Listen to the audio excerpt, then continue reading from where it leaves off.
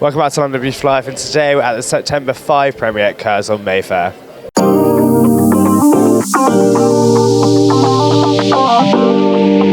Firstly, I absolutely love the film and congratulations on the Oscar nomination. What drew you to this? Tim Fehlbaum, meeting him, just such an obsessive guy, and I knew it was really important that we not fabricate anything, that we be aware when we're combining characters or jobs, which there are two instances where we do it, that our goal is to tell this story as truthfully as possible. Is it always hard? Is there pressure when it is a true story to be able to convey that across on the screen? Not when it's a true story, but when there are people that died, and to honor all of the people that died and all of the people whose lives were changed that day, but also tell the story truthfully. Firstly, congratulations on this film and on an Oscar nomination. How does that feel? We feel very honored. I think I actually see it as a honor for the whole crew and the whole film, as for everybody involved, and we especially feel honored to be part of this group of really wonderful films. So with this film, obviously there's got to be a lot of research into it when it comes to the actual story itself, but also the technical side. I've worked in live television.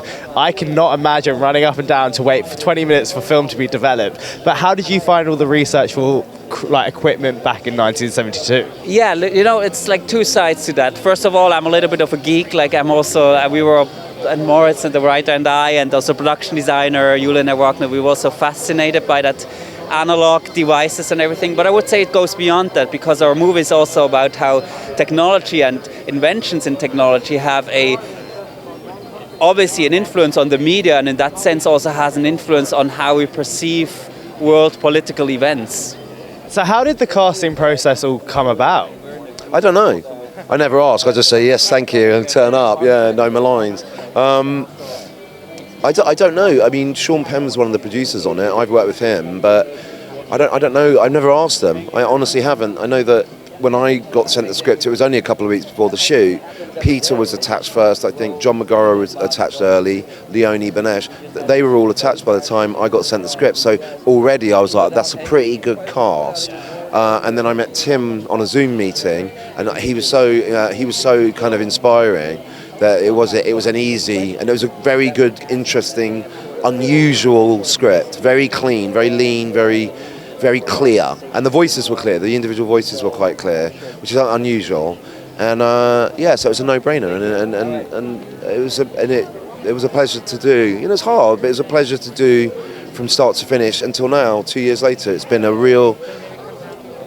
Sometimes it's rare, but sometimes, good things happen to nice people. Do you know what I mean? What drew you to this script? What attracted you to want to play this part? Well, I don't know if you've heard, but it is nominated for an Oscar. So you can imagine it was a very good script. It was a thrilling read. It was an absolute page-turner, and I really wanted to be a part of it. So I've worked in live television before, and watching the film yesterday, I could not imagine us living that lifestyle as of today. But when you were on set, did you have to learn all the different gadgets for back then? Well, not me so much, because the main thing I had to know how to navigate was the typewriter and notepads, etc., and the phones. But John Magaro, our wonderful lead, definitely had to learn how to use a lot of that machinery. Love the film. Congratulations on the Oscar nomination. How did it feel to be a part of this film? It's good. It's always good to work. But it was such a great script, as shown by its Oscar nomination. I was just excited to do it. Yeah. Did you have to do any research into the technical side? Because I've done live TV and it gave me anxiety watching the 1972 version of it. Yeah, I did 2 months in a sports broadcast control room studying directors and producers to get that language exactly right. So a lot of research, lots and lots of research. Congratulations firstly on the Oscar nominations. How does that feel? That feels pretty overwhelming and surreal and abstract, and I said it before, I still try to realize it, but I'm still waiting for it, that I understand what happened there.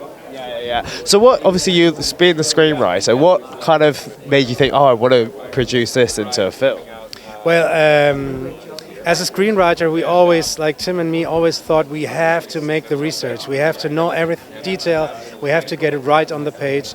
And then the next step was getting it as thrilling as possible and getting a rhythm to it. So the accuracy and the thrill was like our main goals. And detail as well.